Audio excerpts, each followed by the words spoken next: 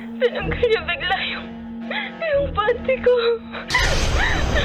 Mga sikretong dito mo lang mapapakinggan. Top Secrets. Top Secrets. Top Secrets. Top Secrets. Old yan. Oh, tapos lang naman natin. Ang mahalaga yung call. Huwag ka mag-alala.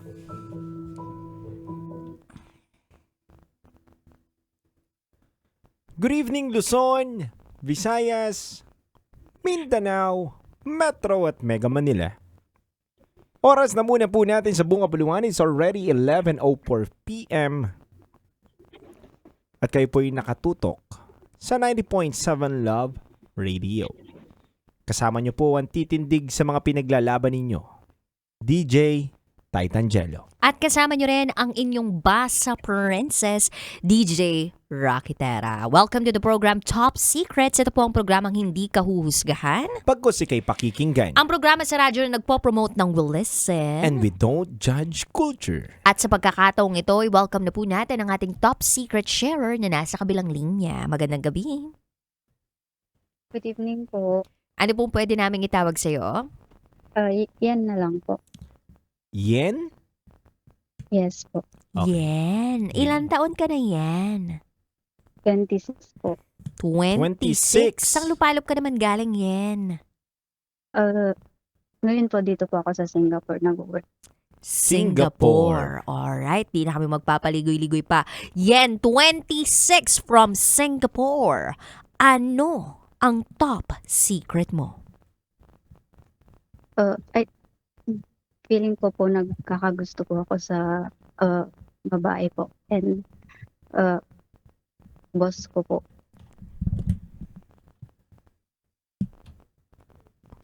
Feeling mo nagkakagusto ka sa?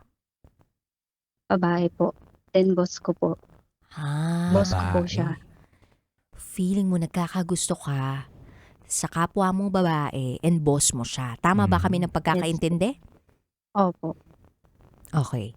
Pwede mo ba kaming kwentuhan tungkol muna sa pagkatao mo? Like, dati ba may boyfriend ka?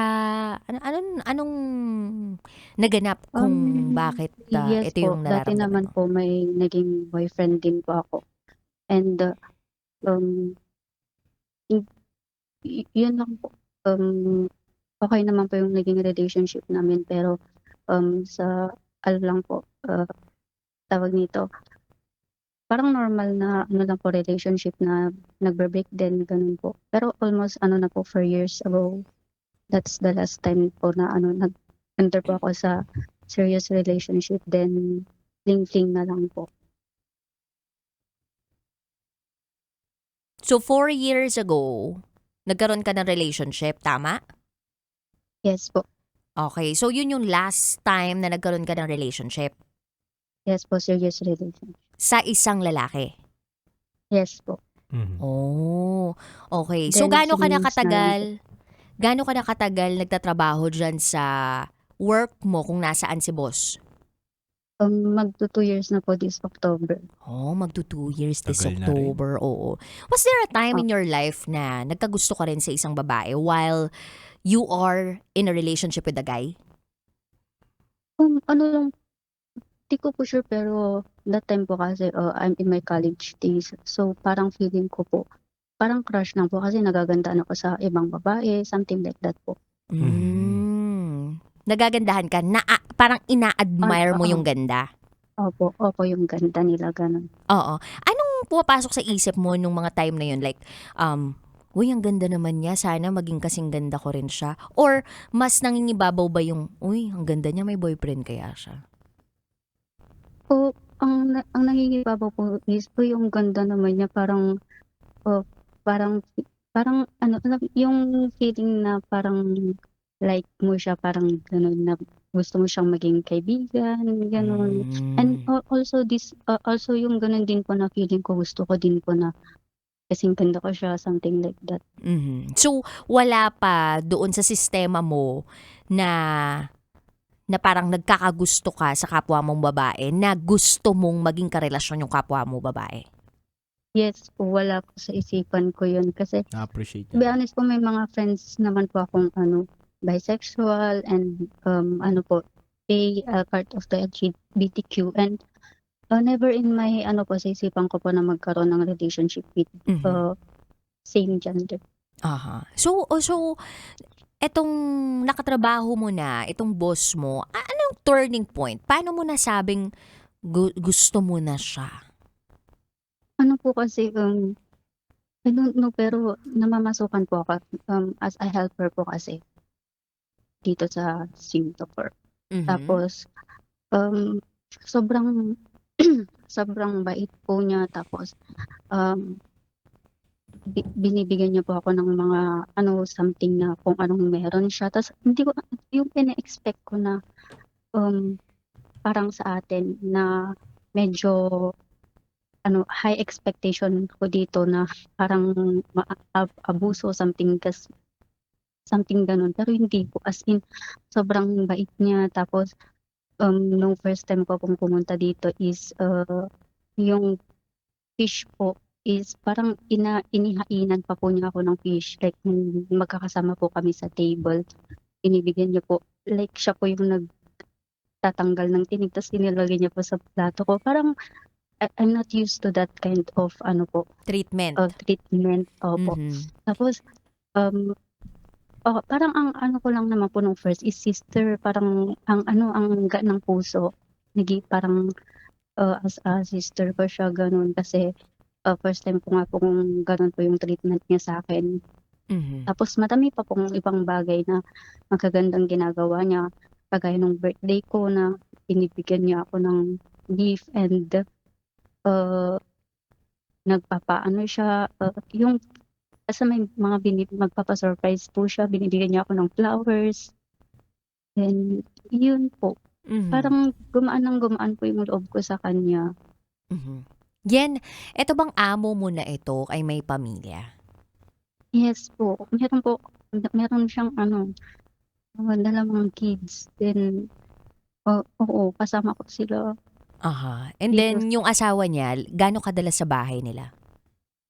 as in madalas po kasi uwian lang naman po yung mga trabaho nila. Okay. And gaano kayo kadalas nagkakasama nitong amo mong babae? Parang everyday naman po kasi trabaho tas uwi sila tapos ganun po yung routine. Eto bang mga amo mo ay Filipino or Hindi po, Singaporean? Singaporean po. Ah. So masasabi mo ba, sa ngayon na nahuhulog na yung loob mo dito sa amo mong babae? Sobra po tapos so po, makasalanan na po sometimes yung mind ko po kaya hmm, I don't know what to do. Nung Parang sinabi mo sa hindi amin po na feeling pero kasalanan na talaga. okay, nung sinabi mo sa amin na parang makasalanan na yung nasa utak mo, puwede mo bang sabihin kung ano 'tong mga tumatakbo sa utak mo na It's sinasabi mong na makasalanan? po, it's lustful things na po na nag-aano po sa utak ko gano'n. Parang ang na po, ang overwhelming tapos parang I cannot hindi ko na ma-imagine na, I'm thinking this kind of things sa mismong amo ko. Like, saan ko 'to nakukuha? Mhm. I cannot. Yan, baka naman nagiging mabuti lang sila sa'yo. Ganun lang talaga yung Opo, approach yun nga nila. po, 'Di ba? Kaya hindi ko alam. Baka Hindi ko caring alam lang kung talaga bakit to si ganito yung ma'am. nagiging 'Di ba? ko. Gusto niya lang talaga ma-feel mo din na part ka ng family nila. 'Di ba? May Mm. ganun may ganung amo. Baka naman Opo, masyado ka lang din iisip Mm. ng opo. ibang bagay. Mm. Or Yun na baka nga po yung inaano ko or baka yung siguro, yung nangyari po sa'kin in the past. ano 'tong nangyari Kaya sa'yo po sa past siguro mo? okey lang po na for nakaka-trigger po kasi pero, I'm ready to naman na po, I-share. kasi share kasi na-heal naman naman na po ako. Okay. Kung komportable ka Um, lang ha, I mean, wala Opo. namang pumipilit sa'yo na Tama. magbahagi nitong parte na 'to ng buhay mo. It's just that gusto lang namin sigurong mas maunawaan ka kung bakit at Hmm, kung saan nanggagaling 'tong pagkagusto mo sa kapwa mo babae at dun Tama. sa sinasabi mo na dahil na rin siguro dun sa past mo. So kung komportable ka lang, go ahead. opo. Sexually,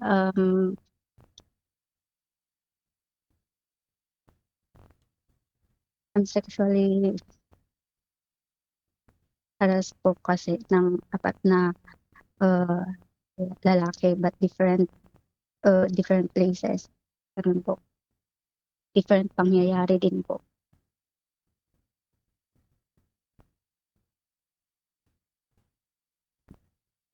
Harassed ka? Tama ba kami ng pagkakarinig? Opo. Ng iba't ibang lalaki sa iba't ibang lugar? Opo. Nangyari to kailan?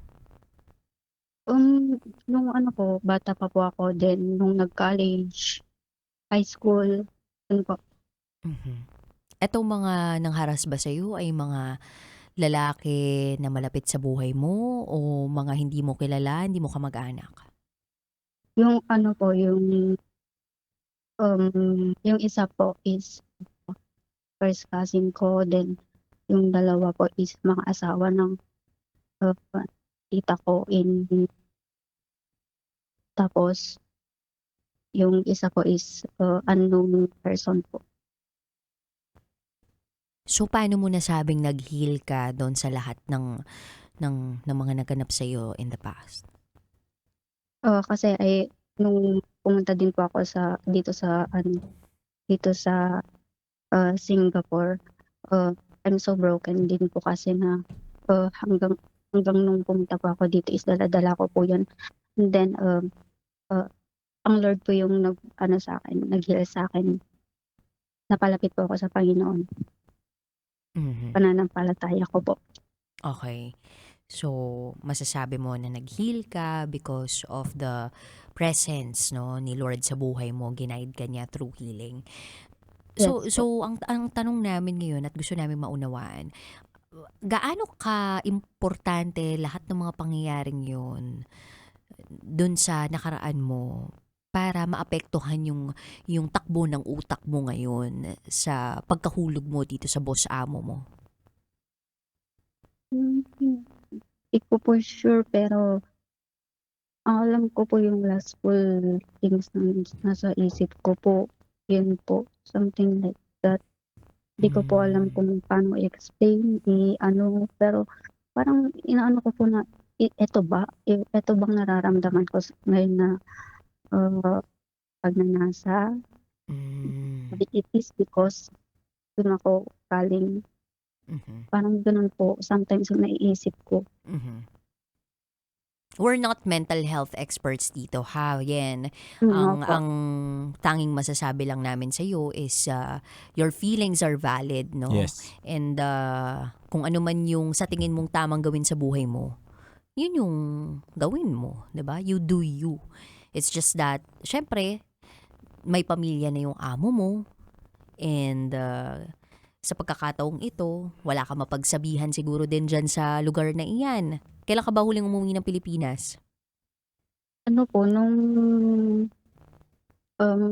tawag last month lang po. Last month. May Mm, napagsabihan ka ba nitong tumatakbo sa isip mo? Wala po since nung ano po, Hmm. ah, Mhm. kaya medyo nagba-bother na ako. Mhm. Mhm. Anong plano mo dito sa mga naiisip mo? Like, sabi mo parang nagnanasa ka. Meron ka bang paraan na nakikita o naiisip para gawan ito ng paraan para hindi umabot sa tusok-dulan, 'di ba? Nagawan mo Tama. ng Na makasira ka aksyon. ng pamilya. Oo. Dinidistract ko po yung sarili ko tapos, iniintindi ko po na may anak siya and, ah, na iniintindi ko po na yung pinaparamdam niya sa'kin is, sisterlyhood lang. Yun po yung pinaulit-ulit ko po sa sarili ko. Pero pero yun na nga kasi araw-araw po kami magkasama tapos 'pag tinitingnan ko po siya, nagagandahan po ako tapos Ang bait po kasi niya na Mhm. yung feeling talaga na di ko pa naramdaman dati. Mhm. Parang sa kanya ko lang naramdaman, Mhm. gano'n. May day off ka ba, Yen? Opo. Tuwing kailan? Every 2 Sundays po, pero puwede naman po ako magpaalam. Hmm.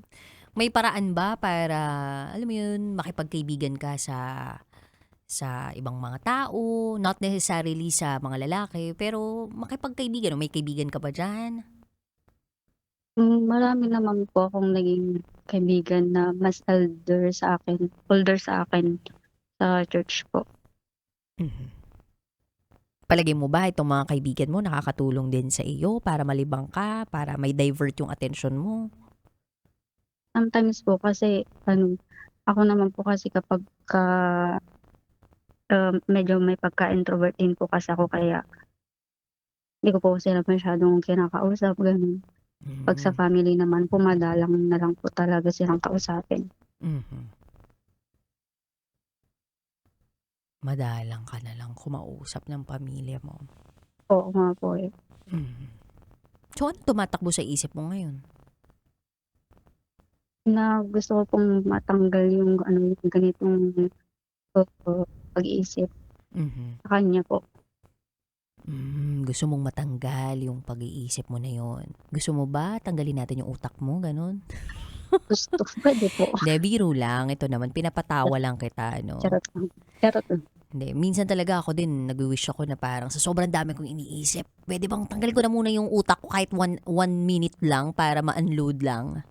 Pero alam mo, isa sa mga nakakatulong sa akin, yung pakikipag-usap sa ibang tao. Kaya nga, etong ginagawa mo ngayon, it's already a step, no? Unang hakbang Para sa therapy mo, no? oo, para ma-bridge ka namin doon sa paghilom mo at doon sa pag-navigate mo nitong nararamdaman mo. Tama. Sabagay po. Kasi napakahalaga ng self-awareness eh. Mhm. Hmm. Na alam mo na ito yung mga bagay na nangyayari sa'yo na hindi ka man sigurado na ito talaga yung mga nararamdaman mo o hindi mo alam kung saan ba nanggagaling to, pero parang meron ka ring idea kung baka ito yung nangyayari sa'yo. And yung self-awareness na yun yung magdadala sa'yo sa mga tamang channel din eh, sa tamang tao, sa tamang lugar. Yan. Kasi may awareness ka ni. Gusto mo ba Ang na i-lead ka namin into or i-bridge ka namin sa isang mental health expert o gusto mo lang ba ng payo mula sa amin? siguro, po, gusto ko lang pong mailabas. Mm. Baka, kakayanin ko po na Ay. Tingin ko ma-expose kakayanin sa niya. other things. Mm. Kasi 'di ba sabi niya nga kanina, gusto niya daw matanggal sa isipan niya. Mm. Mamimili lang naman siya dalawa eh. Mm. Matanggal sa isipan mo o matanggal ka sa trabaho mo. Mm. Kasi kapag pinilit Pag mo ano na yan, po, ha? opo, actually po isa po 'yan, iniisip ko na din pong umalis. Mhm. Pinag-aano niya po kasi ako, pinagre-renew na ako ng contract pero hindi ko kakayanin kaya ako na lang po yung lalayo. Oo. Iniisip ko pinaghandaan ko pa po na kung kailan ko sasabihin sa kanya na hindi na ako magre-renew. Yun. Paano kapag taasan yung offer? Yun po yung iniisip ko din po kasi nakwento ko po sa ate ko na, hindi na ako pero di ko po kinuwento about dito. Kinuwento ko lang po na, hindi na ako magre-renew sa kanya. Pero yun po tinanong ng kapatid ko, "Paano taasan yung offer?" Yun po yung hindi ko masasabi. Kasi pinaplano din po nilang mag-asawa na, magnegosyo tapos parang may sinasabi sila sa'kin na, "Ikaw yung magiging hook," something like that pero di ko pa po alam. So parang pinagkakatiwalaan ka na talaga ng mga amo mo. Opo. Yan, may tanong lang ako sa'yo. Yan kung sakaling mailabas mo yung nararamdaman mo, masabi mo sa kanya, magiging masaya ka ba? Hindi po. Magiging masaya ka rin Kasi, ba kung sakaling kasi magustuhan ka din itong boss mo pero makakasira ka ng pamilya? Hindi po. Ano bang klaseng pagmamahal o nararamdaman mo yung nasa puso mo ngayon? Kasi iba-iba ang pagmamahal eh. Mm. Baka malay mo na-appreciate mo lang yung ganda niya. 'Di ba? May ganun eh. Mm. O baka nababaitan ka sa kanya, kaya akala mo Mm. nahuhulog yung loob mo sa kanya. Kasi nga first time mo 'to maramdaman sa kabila ng mga pangyayari sa nakaraan mo na inabuso ka. Nasabi mo baka ito nga rin yung dahilan na nakakita ka na magandang gawain sa'yo, kaya ka na in love. Baka ganun lang eh. Baka hindi ka naman talaga literal na in love. Baka naman Mm. kaya lang lumalambot yung puso mo, nakakita ka ng care, na totoong pag-aalaga, pagtanggap sa'yo, na more than dun sa pagiging trabaho mo lang sa kanila. 'Di ba? Opo. Minsan timbangin din natin, alamin din natin na baka kasi kaya lang ako nakakaramdam ng ganito dahil sa kabila ng dami-dami ko nakilalang tao, napakabait pala nitong taon to. Na kaya kong asikasuhin. And dapat tinitreasure mo yun, yung mga ganung bagay. Na hindi mo tinitake advantage or hindi mo rin siya para pag-isipan ng motibo doon sa ginagawa Mm. niya. Kasi ang hirap unang-una sa ibang bansa, ang hirap makahanap ng amo na mabait. Oo nga po eh. Ang hirap makakita ng among aasikasuhin ka at magiging parte ka ng pamilya nila. 'Di ba? So ito lang yan, matimbang dyan. Yan, ngayon nararamdaman mo nang aalis ka na kasi nga, yung dahil nga sa nararamdaman mo.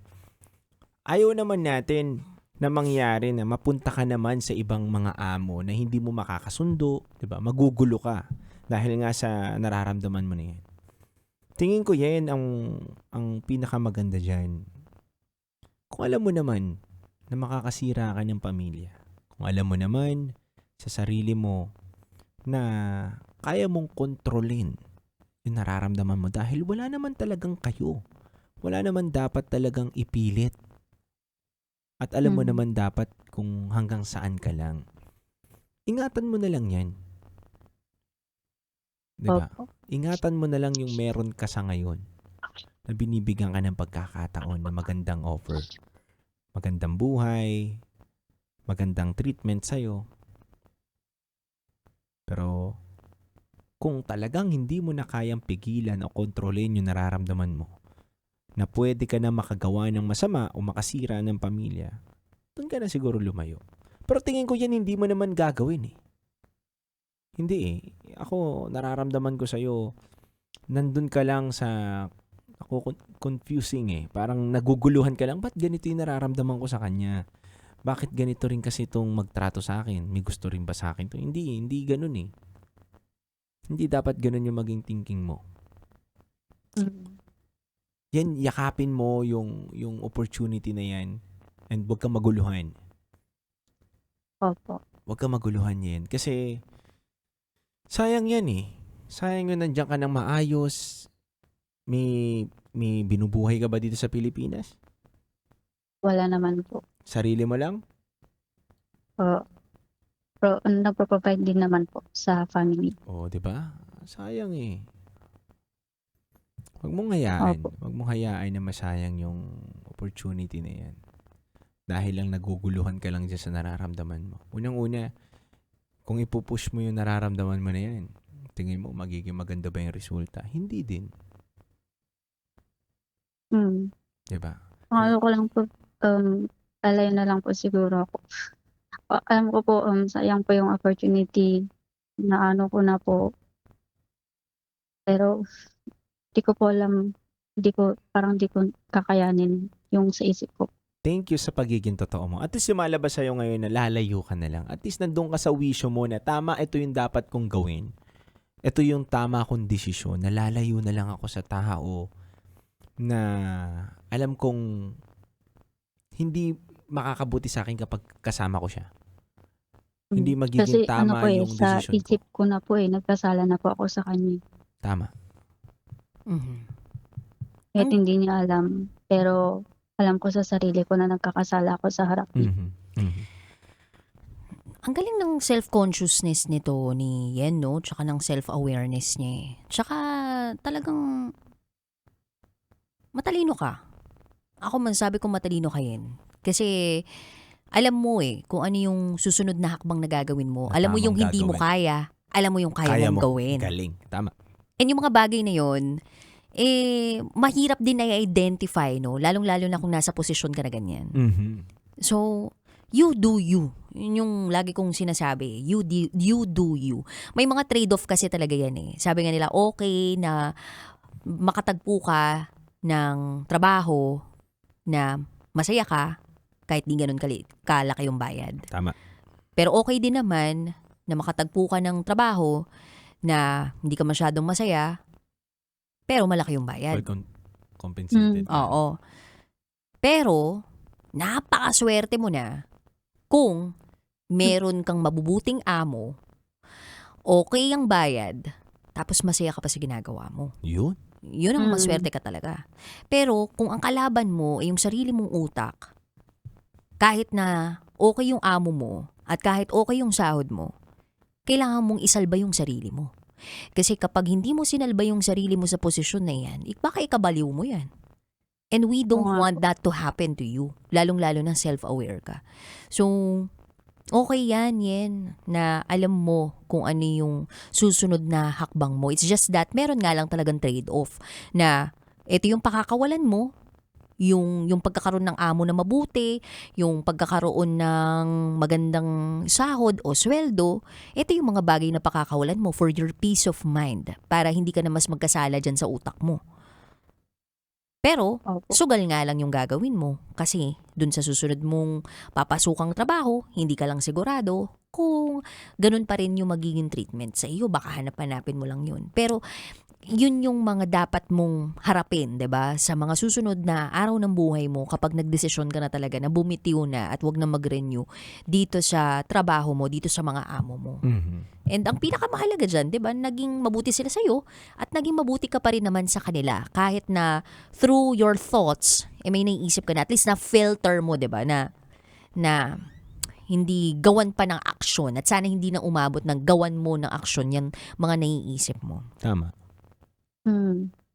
Yeah. Kasi po sa mismong pagkakaharap ko na po siya, iba na po yung nasa isip ko eh. Tapos, yun po, nagkakasala lang po ako araw-araw.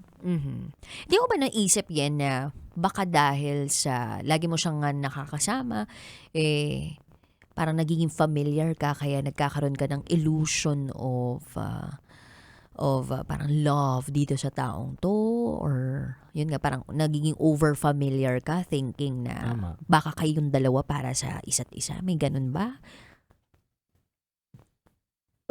Wala naman po akong thinking na maging kami sa isa't isa kasi alam ko naman po na meron siyang family.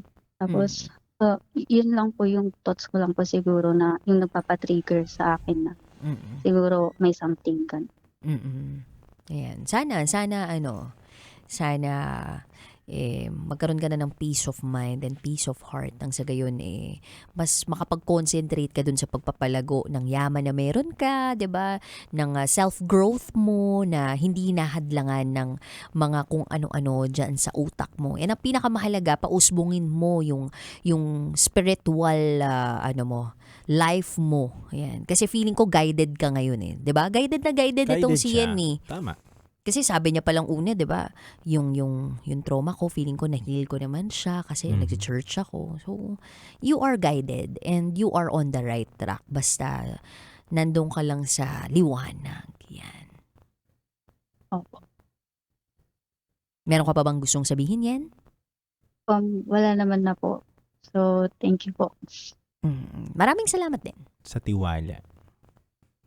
Thank you po. God bless po. God bless. Tawag ka lang yan kapag sa oras na tingin mo naging tama na yung decision mo. Kita mo na yung liwanag.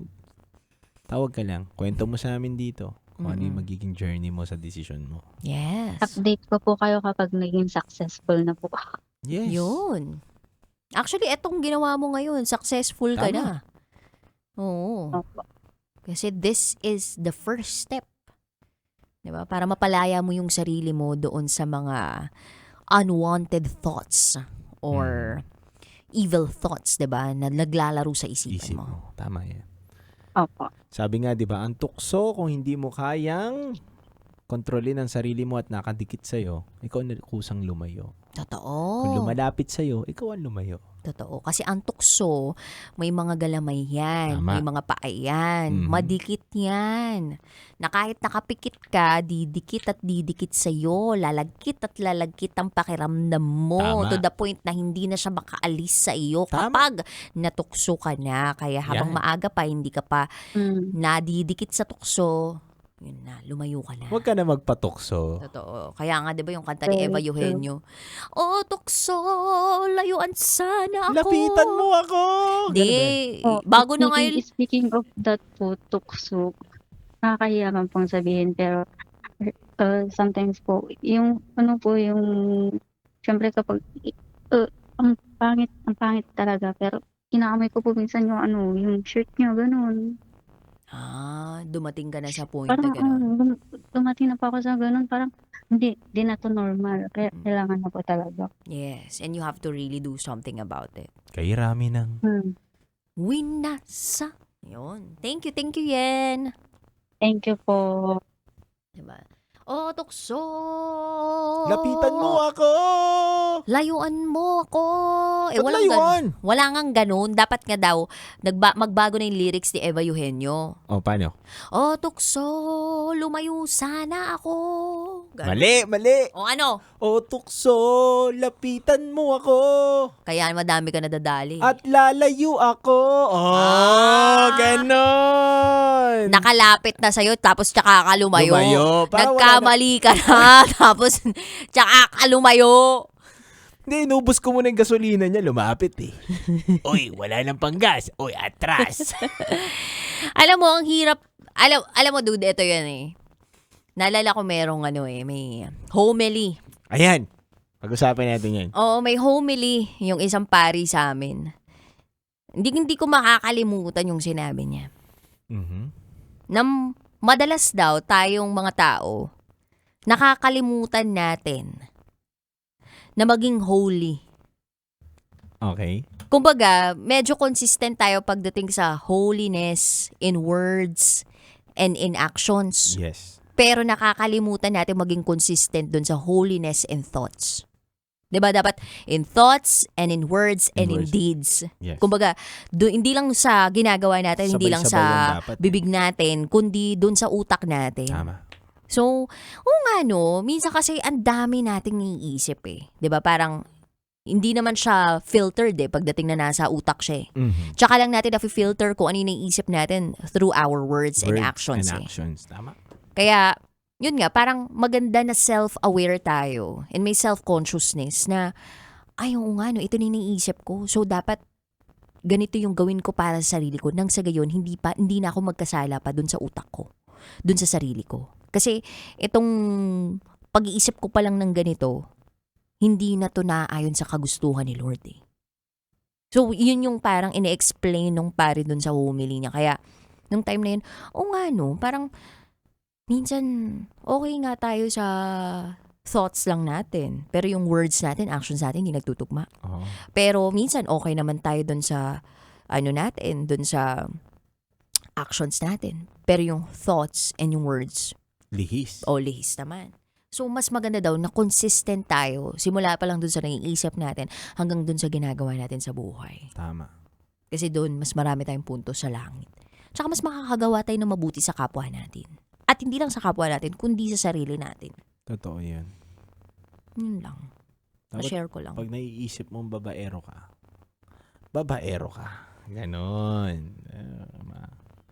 Pag naisip mong babaero ka, gagawan mo ba ng aksyon? Hindi.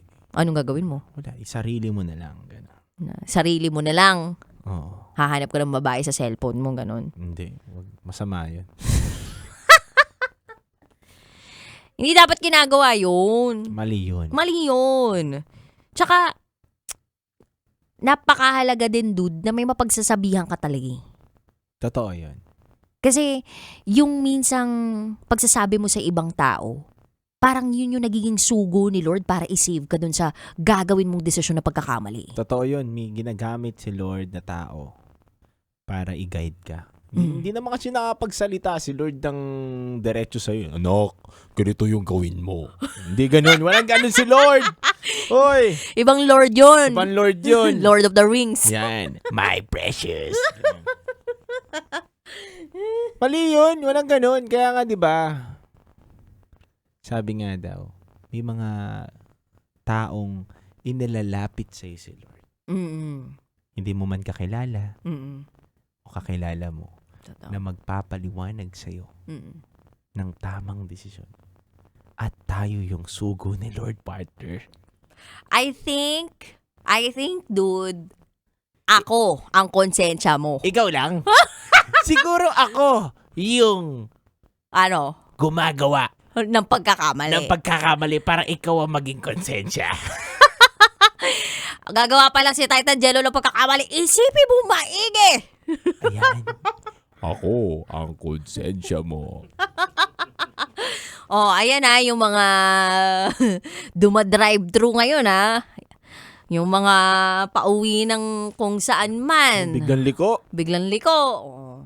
Huwag niyong tutuloy yan. Oo. Kasi kapag tinuloy niyo yan, matutuluyan kayo, hindi sa taas. Sa mga nagda-drive-thru dyan, Oh, siguraduhin nyo. na ano? Malinaw at klaro ang usapan Ano? sa kasama ninyo na meron kayong uuwian pero tatapusin nyo muna yung gagawin nyo. Tingnan mo ikaw.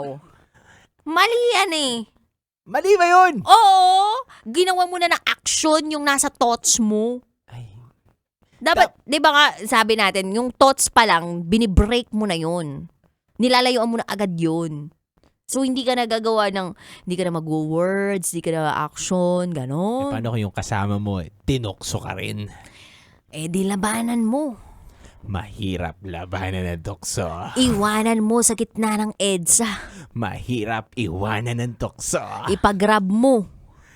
Ba't pa magka-grab kung nasa tabi ko na?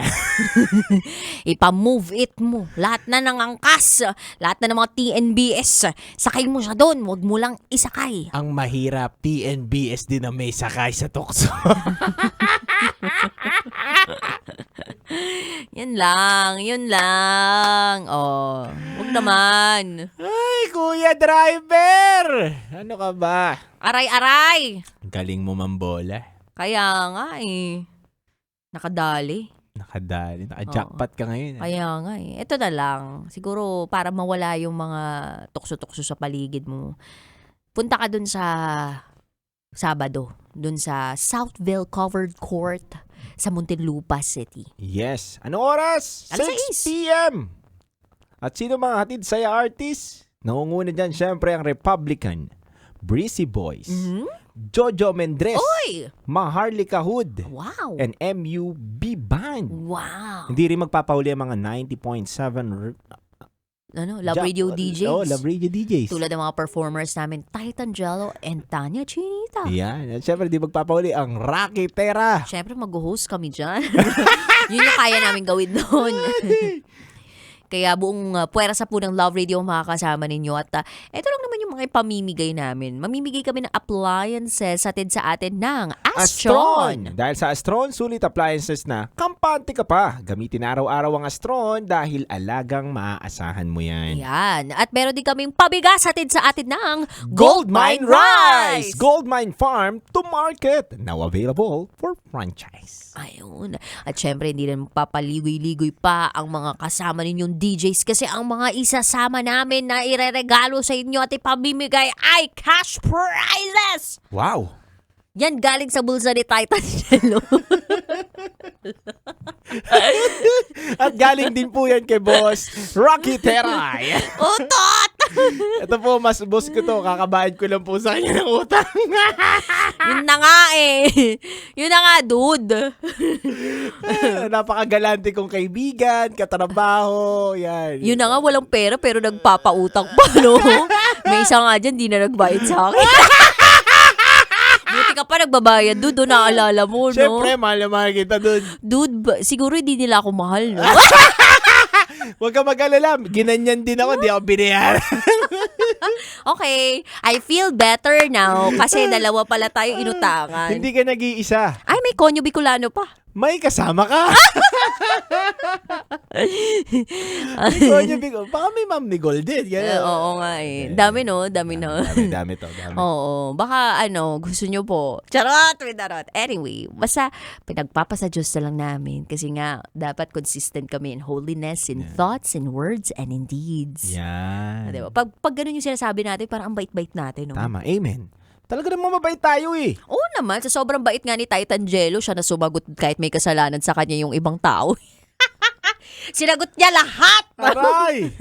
Ganon kabait ang Titan Jello. Pero bago ang lahat mga kabisyon, Ano? nais ko lang magpasalamat. Saan?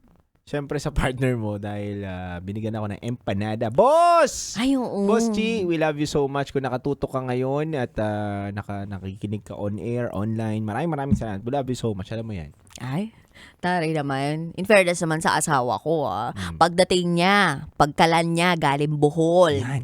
Dating siya sa bahay namin. Ayan. Tapos naabutan niya ako. Mhm. Sabi niya sa akin, habang hawak-hawak niya ang paper bag na may lamang empanada.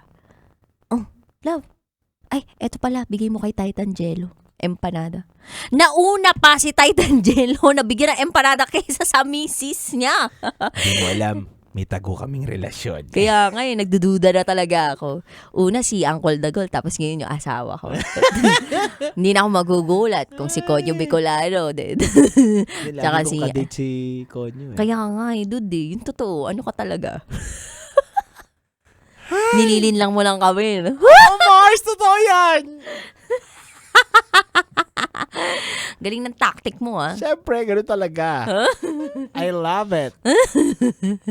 Ay nako. Anyway, Kabisyo, maraming salamat sa inyong pagtutok sa amin. Gusto lang namin din batiin si Marvin Mark Bautista na nag-last minute bisita dito sa loob ng booth natin. Yan. At syempre, binabati ko rin po si Mami Sheng Cleofas. Ayan, maraming salamat. At syempre, binabati ko rin kay Mochi na nakatutok ngayon sa atin dito on air. Uy, salamat po. Kami po magpapaalam na at bukas ulit alas 9 ng gabi hanggang hating gabi. Magsasama-sama tayo. Nakasama mo ang Basa Princess DJ Rakitera. At kasama nyo rin po ang titindig sa mga pinaglalaban ninyo, DJ Titan Jello. At kayo'y nakatutok sa 90.7 Love Radio. Kailangan pa bang i-memorize yan? Basic! Metro's #1 Love Radio. Basic!